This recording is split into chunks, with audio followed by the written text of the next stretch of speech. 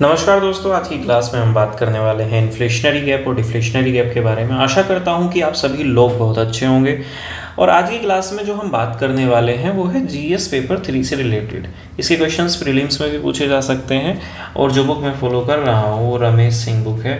रमेश सिंह जी ने वो किताब लिखी है। यूपीएससी के सभी बच्चों ने लगभग उसी को रेफ़र किया हुआ है, तो मैं उसे रेफरेंस मान के अपनी इस वीडियो को बना रहा हूँ, तो आपको ध्यान से समझना होगा।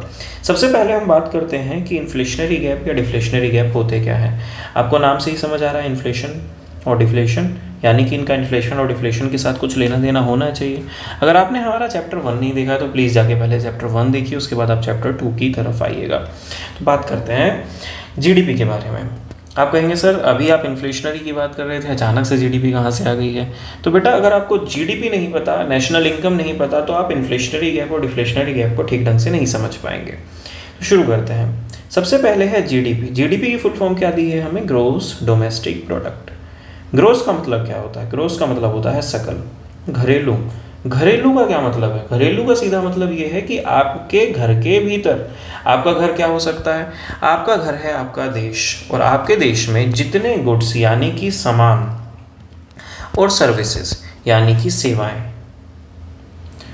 गुड्स एंड सर्विसेज यानी कि सेवाएं, इनका उत्पादन किया जाता है, वो उसका अगर हम कुल योग कर दें, यानी कि उन सबको यदि हम एक साथ जोड़ देते हैं तो हमें मिल जाता है जीडीपी, यानी कि ग्रोस डोमेस्टिक प्रोडक्ट। अब आपसे कोई पूछे कि सकल घरेलू उत्पाद या जीडीपी क्या है, तब आप कहेंगे the production of goods and services with in the boundaries of the nation by the normal residents. Normal resident के द्वारा देश की भीतरी सीमाओं में किया गया कुल उत्पादन। किसका उत्पादन? वस्तु तथा सेवाओं का कुल उत्पादन जीडीपी कहलाता है। बहुत आसानी से समझ में आने वाली बात थी, आशा करता हूँ आपको समझ में आ गई होगी। लेकिन हमें जीडीपी से जाना होता है नेशनल इनकम के ऊपर। जीडीपी से हमें कहाँ जाना है? एनआई यानी कि नेशनल इनकम के ऊपर। नेशनल इनकम को बेसिकली हम NNPFC भी कहते हैं, net national product at factor cost. लेकिन वो सारी चीज़ें हम जीडीपी वाले चैप्टर में कवर अप करेंगे। बस यहाँ पे हम ट्रांजिशन समझ लेते हैं कि किस तरह से आपको जीडीपी से NNPFC तक पहुँचना है। तो चलिए शुरू करते हैं। आपके पास जीडीपी दिया है, आपने इसमें से माइनस कर देना है डेप्रिशिएशन। अब डेप्रिशिएशन क्यों माइनस करना है? जब भी आप कोई चीज़ बना रहे थे तो नॉर्मल वियर एंड टीयर हुआ होगा। वियर एंड टीयर से मेरा क्या मतलब है कि आपने मशीन चलाई और मशीन चलने के कुछ दिनों बाद घिस जाती है, घिसने के बाद उसकी वैल्यू कम हो जाती है।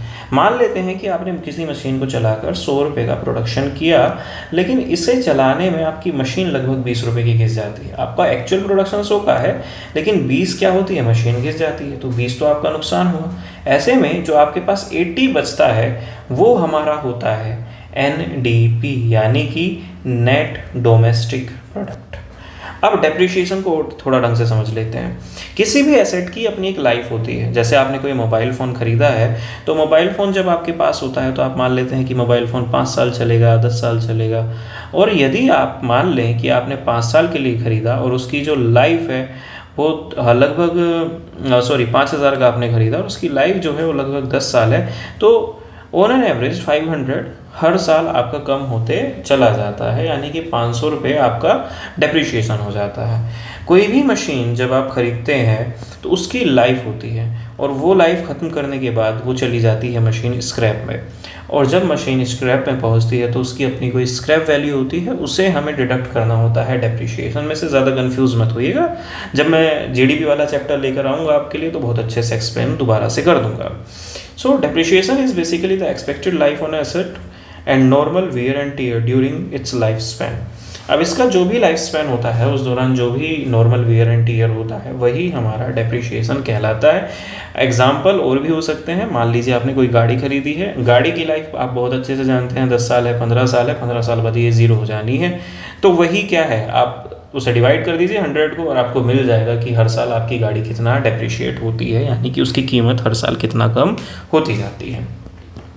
जीडीपी में से आपने डेप्रिशिएशन माइनस कर दिया। जीडीपी आप समझ चुके हैं, GDP is a term. GDP is the production, total sum of the production of goods and services by the normal residents within the boundaries of the nation is known as GDP, यानी कि gross domestic product या सकल घरेलू उत्पाद वह उत्पाद है, वस्तु तथा सेवाओं का कुल योग है जो सामान्य निवासी द्वारा देश की भीतरी सीमाओं में किया जाता है। डेप्रिशिएशन भी आप समझ चुके हैं, यानी कि एसेट की घटती हुई वैल्यू जो हर साल कुछ कम हो जाती है उसे हम डेप्रिशिएशन कहते हैं।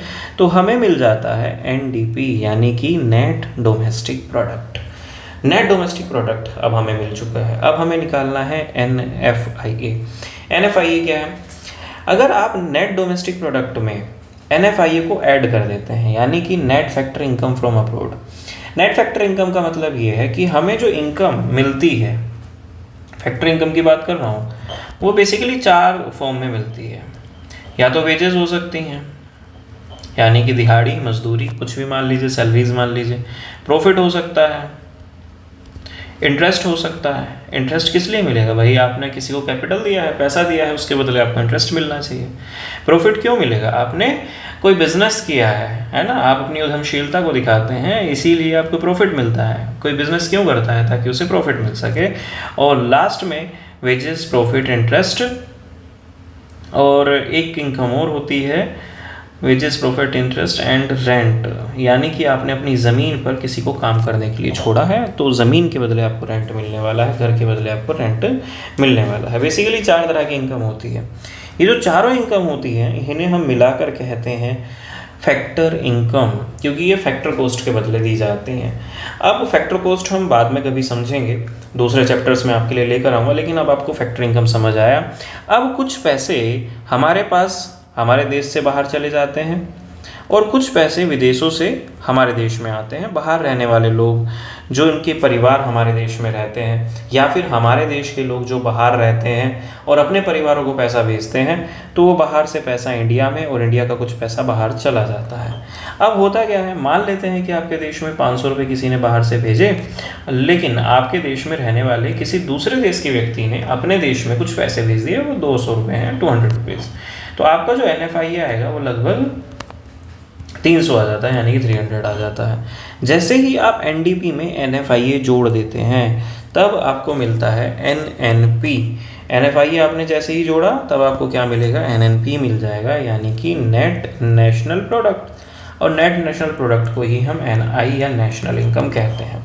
अगर आपको नेशनल इनकम अब तक समझ आ चुका है, अगर आपको नेशनल इनकम समझ आ गया है, तो अब हम आगे बात कर सकते हैं। अगर नहीं समझ आया तो इस वीडियो को एक और बार देखिएगा, और नहीं उसके बाद भी समझ आता है तो आप सीधा कमेंट्स में जाकर पूछ सकते हैं। आगे चलते हैं। अब आप जान चुके हैं कि नेशनल इनकम क्या होता है। नेशनल इनकम यानी कि आपने जितना भी प्रोडक्शन किया, आपके विदेशों से जो भी इनकम हुई, फैक्टर इनकम जो भी हुई है, वो आपकी नेशनल इनकम है। अब यहाँ पे सरकार क्या करती है? सरकार एक्सपेंडिचर करती है, यानी कि अपना खर्चा करती है। किस तरह की चीज़ों पर सरकार खर्चा करेगी? इंफ्रास्ट्रक्चर डेवलप करेगी भाई। आपके लिए सड़कें हैं, स्कूल हैं, और इसके अलावा आपके लिए हॉस्पिटल्स हैं। ये सारी चीज़ें कौन बनाता है? सरकार बनाती है। सरकार खर्चा करना शुरू करती है on the government scheme, and सरकार सोशल वेलफेयर यानी कि सामाजिक जन कल्याण की स्कीम्स के ऊपर खर्चा करना शुरू कर देती है। उसके बाद होता ये है कि जो सरकार का खर्चा है वो नेशनल इनकम से ज़्यादा हो जाता है, यानी कि सरकार ने जितनी इनकम उसको हुई है उससे ज़्यादा खर्च कर दिया। देश में जितना इनकम हुई है उससे ज़्यादा सरकार खर्च कर देती है। अब जब सरकार उससे ज़्यादा खर्च करती है तो उसका इम्पैक्ट क्या होता है? लोगों के पास पहुंच जाता है पैसा, मनी। अब जब लोगों के पास पैसा पहुंचता है तो वो डिमांड क्रिएट कर देते हैं, और जब डिमांड क्रिएट होती है तो आती है महंगाई, यानी कि इन्फ्लेशन।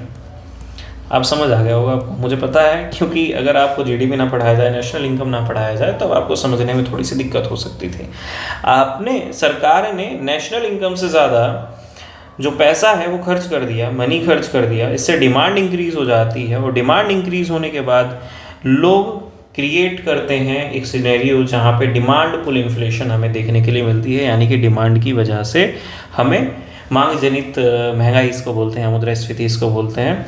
तो मांग जनित स्फीति हमें देखने के लिए मिलती है इकोनॉमी के अंदर, यानी कि डिमांड की वजह से इन्फ्लेशन हमें देखने के लिए मिल जाता है। सरकार ऐसा क्यों करती है? सरकार के ऐसा करने के पीछे का भी एक कारण है। कई बार अर्थव्यवस्था मंदी की चपेट में होती है।